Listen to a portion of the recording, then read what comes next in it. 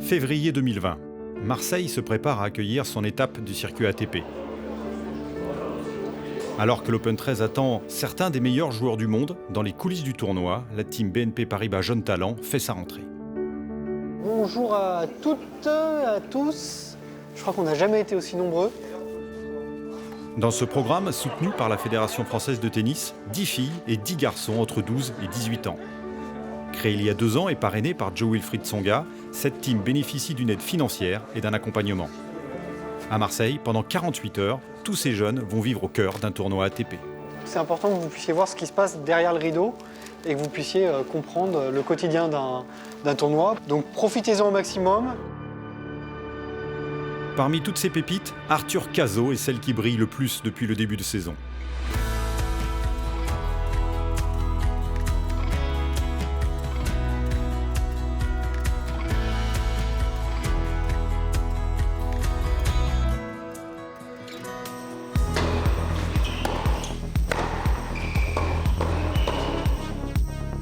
À 17 ans, Arthur vient d'ajouter à son CV une ligne prestigieuse, finaliste de l'Open d'Australie Junior.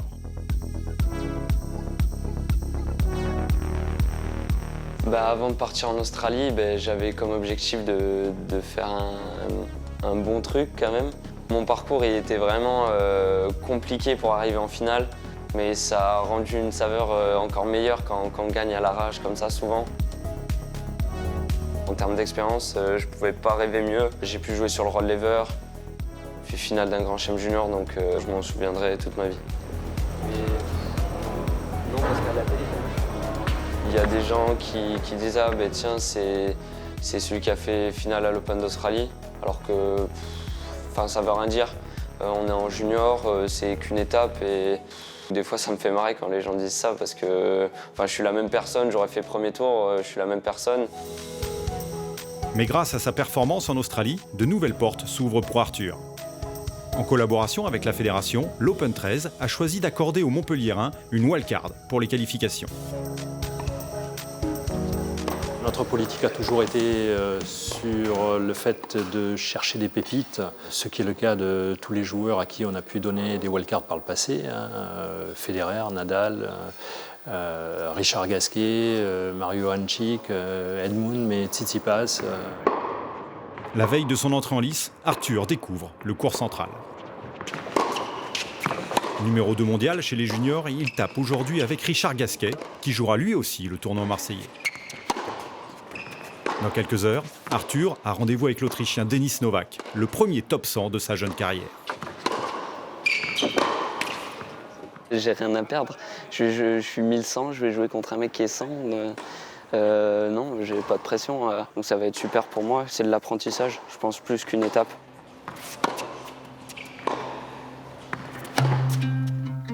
Pendant qu'Arthur Cazaux prépare son match, le reste de la team a rendez-vous avec Jo-Wilfried Tsonga.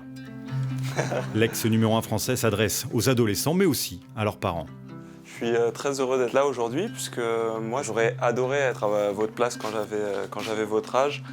Les accompagner, c'est les accompagner d'abord et avant tout sur tout ce qui est en dehors du terrain, pouvoir surtout les former leur donner des personnes avec qui ils vont pouvoir être en interaction, que ce soit Jo-Wilfried Tsonga, que ce soit d'autres sportifs.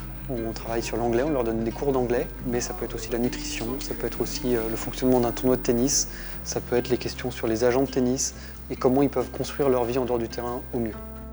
Qu'est-ce que vous auriez aimé que vos parents fassent à cet âge? En fait, le premier agent des jeunes, en fait, c'est les parents. Moi, j'aurais aimé évidemment que mes parents s'y intéressent un peu plus pour pouvoir justement m'accompagner au mieux et me faire éviter le plus possible en fait, des petits pièges.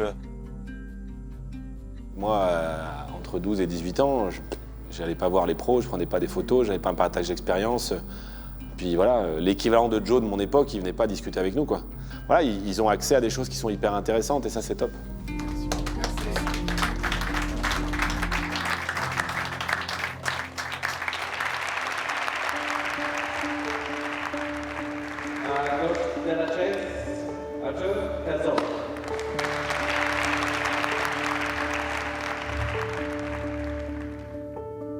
C'est sûr, la pression, l'adrénaline, ça monte un peu.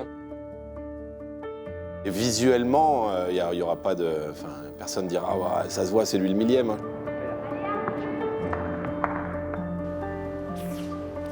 Pour la première fois de sa vie, à 17 ans, Arthur participe aux qualifications d'un tournoi ATP.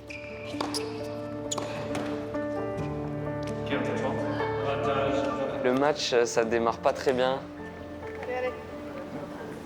J'ai pas réussi à jouer mon jeu au début. J'ai été sous pression d'entrée. Denis Novak, il était très agressif sur les premiers coups de raquette. Ça m'a fait un peu bizarre et du coup, j'étais un peu sous pression. Je crois que je prends 4-0 d'entrée, double break. Donc ça commence pas super. Après, au fur et à mesure du match, j'ai réussi à commencer à lâcher un peu plus mes coups. Ça allait un peu mieux. J'étais un peu déçu parce que je me dis que c'est dommage que je ne sois pas rentré plus rapidement dans le match. Et après, ça allait hyper vite. Mais j'étais quand même content parce que c'était une belle expérience et je sais que ça va me servir pour la suite. La vie d'un joueur entre 12 et 18 ans aujourd'hui, c'est la vie d'un joueur professionnel. Ils font le tour du monde dès 12 ans. Ils investissent beaucoup d'argent pour être professionnels et tenter l'aventure de gagner sa vie grâce à sa passion. Et c'est la loi du plus fort. Hein.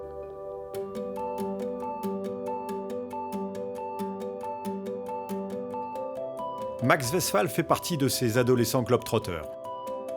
Aujourd'hui, le tennis amène ce joueur de 16 ans au Maroc, quelques semaines après son premier Open d'Australie. Après, dans le deuxième, il me break au début et je fais 6-4, mais dans le premier, en plus, c'était mon premier grand chelem, tu vois, j'étais un peu stressé. Ouais. Je suis allé au Japon, je suis allé en Thaïlande, je suis allé en Australie, aux États-Unis. Ce voyage à Casablanca est particulier pour Max. D'habitude, accompagné par son coach, le jeune Parisien est arrivé ici en autonomie. Une expérience inédite pour lui. Franchement, moi j'aime bien, ça permet un peu de me débrouiller tout seul, ça permet de trouver des joueurs, de m'organiser par rapport à mes matchs. Et j'aime bien parce que plus tard, j'aurai peut-être pas l'occasion d'avoir un coach à chaque fois avec moi, donc c'est bien de savoir se débrouiller. Max va commencer son tournoi par un match de double, dans lequel il sera associé à un Britannique.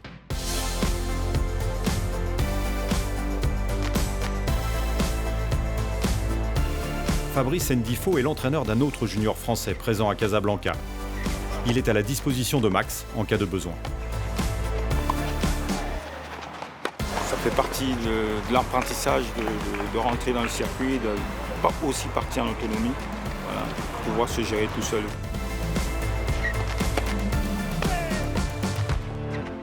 On veut que les décisions un peu viennent de lui. Même moi je suis là, je suis à l'écoute.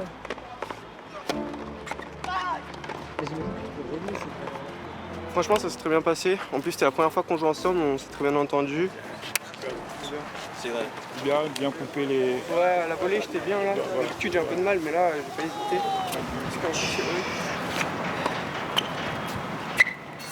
Julia Morley est aussi du voyage à Casablanca. La jeune Parisienne vient d'avoir 18 ans et s'entraîne désormais avec son frère Andrea.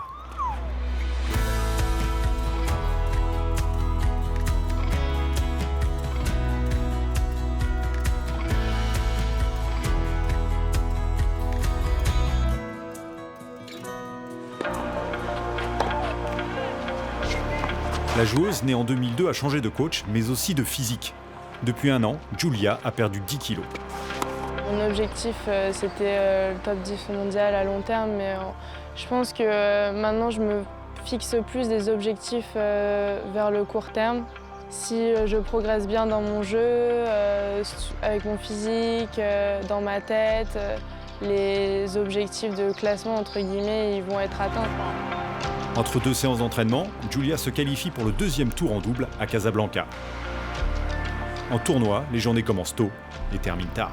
Vu qu'on passe toute la journée sur les cours, c'est bien aussi le soir de pouvoir admirer la belle vue comme ça pour un peu se changer les esprits en fin de journée, quoi.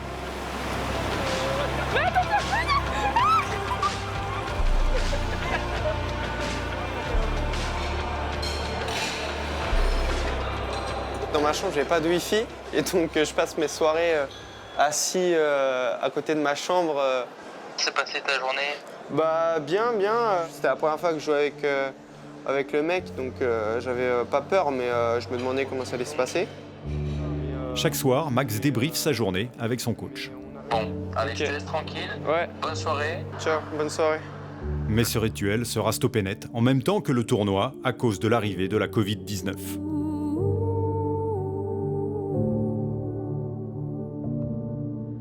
Déjà, la demi-finale de double, c'était pas sûr qu'on la joue, mais nous, on savait pas trop, les joueurs.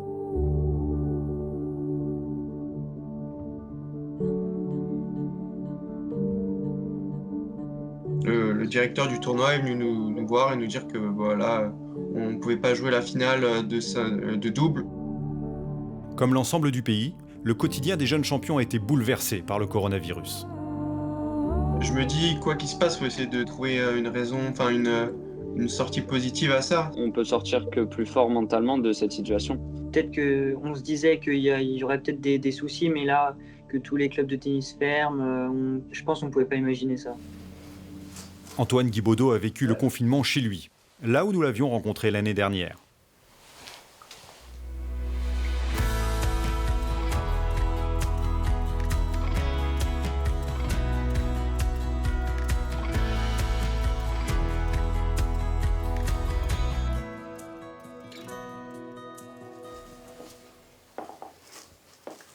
Comme tous les autres sportifs, Antoine a dû adapter sa préparation après l'arrivée du virus. Bah ouais, j'ai fait ce que j'ai pu, j'ai fait beaucoup de physique. Il y avait mon préparateur physique qui, tous les jours, il m'envoyait mes séances. Donc à ce niveau-là, j'ai même un peu progressé pendant le confinement. Après leur séance, Antoine, Giulia et les autres avaient l'occasion d'échanger avec des personnalités dans le cadre du programme Jeunes Talents. Comment toi tu vois la reprise des tournois? J'ai vu que tu parlais souvent du travail invisible, mais du coup, est-ce que tu peux nous dire J'ai participé à 2 lives, dont un avec Tony Parker, donc j'étais vraiment super contente, quoi. Un mot en anglais, au basket, dire delete. Delete, comme un ordinateur, delete. Chaque action, chaque tir loupé, si tu fais une mauvaise action, delete. Toujours te concentrer sur la prochaine action. On était vraiment dans un échange, donc c'était super sympa. Et en plus, on s'est organisé un double avec lui. Combien de temps tu fais de physique par jour, comme tu fais plus de tennis? Alors en ce moment, moi je fais des séances de 2 heures. C'était super intéressant, j'ai appris beaucoup de choses. Ils ont donné des super bons conseils, ils étaient très interactifs avec nous. Et j'ai trouvé ça super cool, c'était trop bien, quoi. Le thème du doute, c'est propre aux sportifs de haut niveau. Il pouvait m'être bénéfique si j'arrivais à avoir une sorte de relation avec lui. Sur un terrain de tennis, c'est un peu la peur de faire la faute, tu vois, des petites pensées parasites, mais je le travaille en ce moment avec ma préparatrice mentale. Et avant, c'est la peur, c'est le stress du match, quoi. C'est des petits doutes par-ci par-là.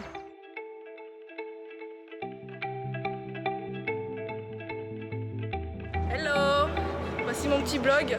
Non, mon petit vlog, attention, mon petit vlog. Wow. Coach, on a pensé quoi de la séance? J'ai accroché, bien, bonne séance. Merci coach.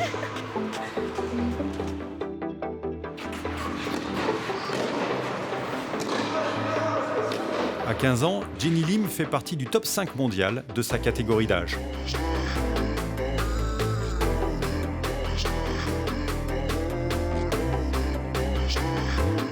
Dès ses premiers tournois à 9 ans, elle a ressenti le besoin de travailler avec une préparatrice mentale.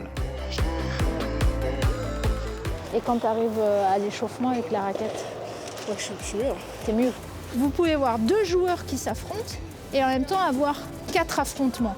Le joueur avec lui-même, quand il se parle mentalement avec sa petite voix intérieure qui lui dit « t'es nul ». Et pour peu que le joueur, son adversaire d'en face, soit lui-même dans le processus, vous vous retrouvez avec 4 oppositions. Parfois, j'ai l'impression de me battre contre moi-même, en fait. Quand, par exemple, tu fais beaucoup de fautes, tu as peur, tu stresses beaucoup et tu te parles à toi-même, en fait, et tu te bats contre toi-même. Ça se travaille et tu peux mieux l'appréhender. On est là pour aider ces enfants à se dépatouiller de ces mauvaises habitudes et leur apprendre à faire face. Devant, devant. Très bien. Voilà. Allez, allez. Jenny vient d'une famille qui n'est pas une famille aisée. BNP a ce rôle d'avoir un soutien financier fort. Puis ça permet aussi de continuer à travailler avec Gersande, la préparatrice mentale de Jenny.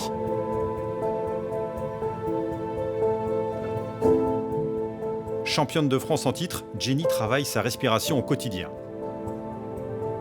L'objectif est d'être le plus relâché possible sur le court. Cet exercice s'appelle la cohérence cardiaque. J'ai mon téléphone avec moi et il y a un rond qui monte, qui descend. Quand le rond il monte, tu dois inspirer et quand tu descends, tu dois expirer. Tu te mets dans un état de concentration assez élevé pour mieux commencer tes entraînements. Maintenez la respiration présente tout le temps, pour le relâchement, pour la fluidité et pour pas vous mettre à rude épreuve au niveau cardiaque là. Souffle. Voilà. Je veux t'entendre là. Je t'entends pas. Ah là j'ai entendu ton cordage là. C'est une petite fille qui était timide, qui l'est beaucoup moins, qui a pris beaucoup d'assurance. Et assurance, ça ne veut pas dire qu'elle a pris le globe, hein, comme on dit. Elle est restée, je pense, les pieds sur terre, avec des bonnes valeurs. Ouais, elle est fraîche. C'est un qualificatif qui lui va bien. Elle pétille. Prendre soin des têtes et des corps. Aujourd'hui, Jenny vient consulter pour une épaule douloureuse. Je fais ça et ça, tranquillement. Voilà, on voyait bien l'inflammation ici et sur les autres vues. L'adolescence est une période de croissance où le suivi des jeunes champions est capital dans le lancement de leur carrière. Ça fait un peu mal. Un enfant, c'est pas un petit adulte. Il y a vraiment des particularités. C'est-à-dire au niveau de l'os, c'est spécial, il y a des cartilages de croissance. Au niveau des tendons, c'est pas la même structure ou la même maturité, si on veut. Et au niveau surtout musculaire, on n'a pas le même tonus. Et donc, ouais, il y a une vraie spécificité de l'enfant.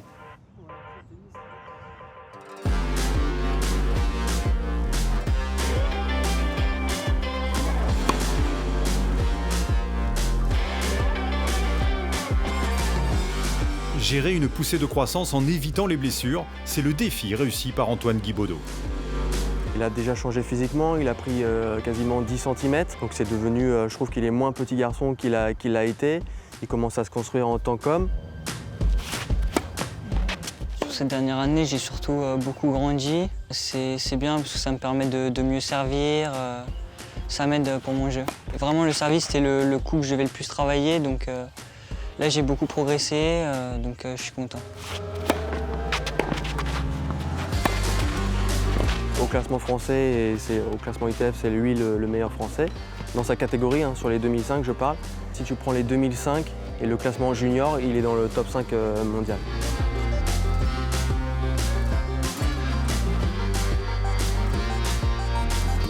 Comment, tout simplement, tu te décris aujourd'hui?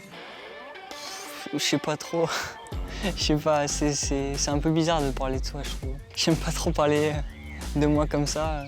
Je préfère jouer que faire des interviews, quoi. Les premières interviews que j'avais fait, même avec vous, je pense que je suis un peu plus à l'aise maintenant, enfin je sais pas, mais... Donc je pense que quand je serai adulte, si je suis pro, ça ira. Grandir sur le terrain et en dehors. L'enjeu est important pour des adolescents amenés à côtoyer les caméras au quotidien.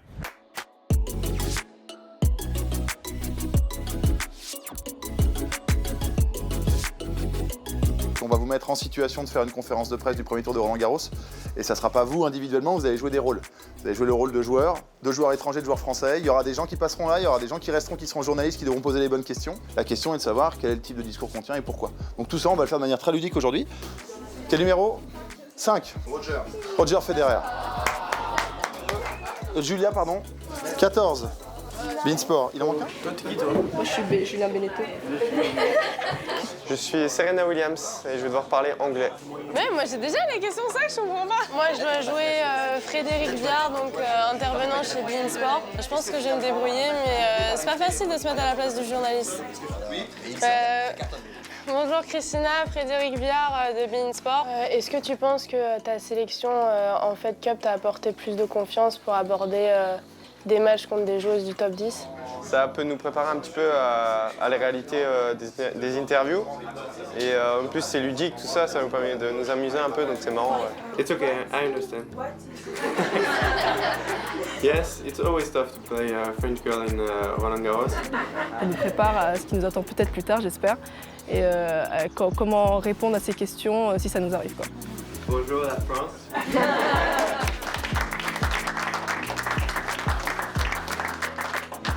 BNP Paribas est complètement dans une aide pour gagner du temps. Nous, à notre époque, on n'était pas proactifs. À 12 ans, on partait tous dans les pôles, dans les ci, dans les ça. Alors que s'il y en a certains qui veulent rester chez eux, ils peuvent le faire grâce à ce programme-là. Et ça, c'est assez exceptionnel.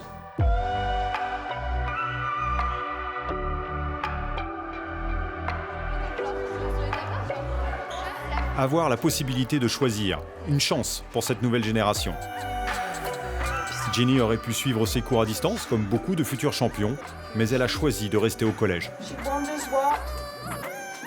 She wonders what she should do with this piece of art. C'est quoi déjà la définition, genre ? C'est une élève qui doit s'absenter fréquemment et qui pourtant revient toujours en cours avec les devoirs de fait, les leçons apprises. This article talked about Kara Tabachnik. Elle n'a pas vraiment besoin de soutien en fait dans ses études, mais le fait qu'elle soit ici, je pense que ça lui donne un équilibre aussi.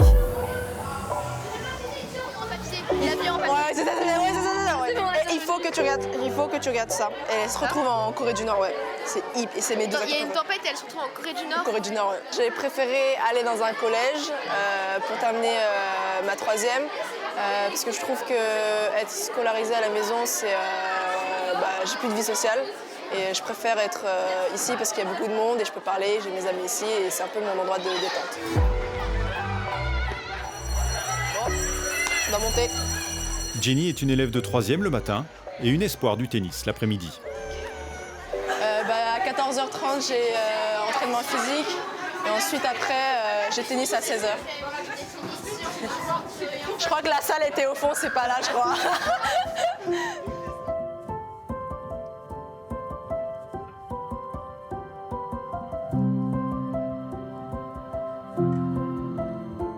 Si certains jeunes restent habités chez leurs parents, d'autres font le choix de partir.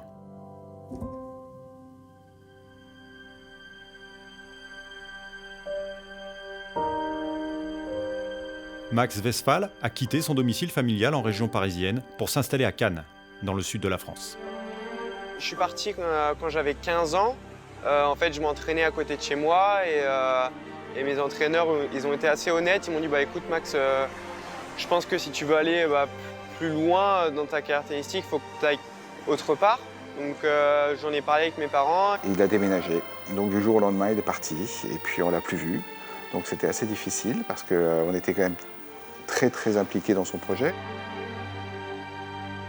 Le sacrifice, il sait pourquoi il le fait. Voilà, c'est qu'il a une passion, il a une envie, donc il est prêt à se sacrifier. Je ne sais pas si les parents sont aussi prêts que ça. Ce que l'on ressent aujourd'hui, c'est que Max nous manque, en fait, au jour le jour. Ne plus le voir, c'est difficile. On est content qu'il fasse son projet, mais ne plus le voir, c'est difficile. Dans quelques heures, Max fêtera ses 17 ans. J'ai reçu d'autres cartes. Un anniversaire loin de sa famille, mais avec une surprise dans la boîte aux lettres. C'est une petite carte de mes parents et mon frère. J'ai eu de la chance aussi que mes parents me fassent, on va dire, confiance et que Ils m'ont appris des choses de façon que je puisse me débrouiller tout seul, même si ça paraît des choses complètement simples, prendre le bus, aller faire des courses. Je sais me débrouiller et ça m'aide dans la vie quotidienne. En vrai, j'aime bien cuisiner, ça me fait... je trouve que ça me détend, tu sais, ça détend. Là, j'ai fait des tomates, je coupe de la mozza. Je me dis, si tiens, cette vie-là, ça veut dire qu'il est fait pour ça. J'espère qu'elle est fière de moi, là, je me fais à manger. Je me fais une bonne petite salade, donc je pense qu'elle sera contente. Le plus important en tant que parent, c'est que nos enfants sont bien. Je suis vraiment reconnaissant envers eux pour tout ce qu'ils m'ont fait et je sais que voilà, c'est vraiment exceptionnel, quoi, la chance que j'ai. De toute façon, c'est bien dans la vie je trouve l'école de l'effort, c'est bien. C'est de rêver et puis d'y aller. On n'a qu'une vie, donc vas-y.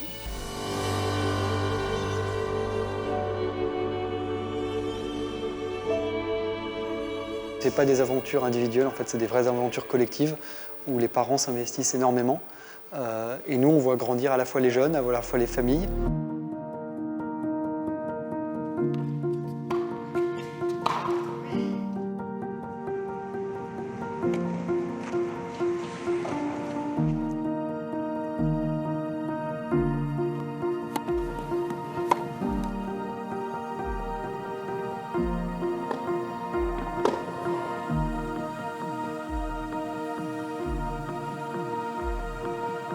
À bientôt 18 ans, Arthur Cazaux, le finaliste de l'Open d'Australie, vit ses dernières semaines sur le circuit junior.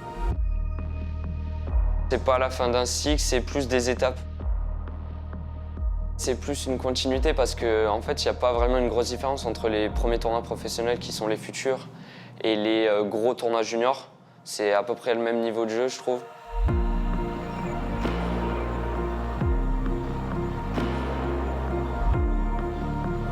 Faire finale d'un Grand Chelem junior, c'est pas que ça n'a pas de valeur, mais c'est rien du tout. Le principal, c'est le long terme. À moyen terme, je m'étais donné comme objectif de rentrer dans le top 100 ATP avant mes 21 ans. C'est mon objectif. Je me dis qu'il y a encore énormément de taf avant d'arriver top 100 ATP. Arthur avance avec sérénité vers le monde des adultes et vers le dernier grand rendez-vous de sa vie de junior, Roland-Garros, à domicile. On ne sait pas encore à cause du virus, on ne sait pas quel tournoi il va y avoir, comment ça va se passer. Mais si Roland-Garros junior se passe, forcément mon objectif ça va être d'essayer d'aller au bout.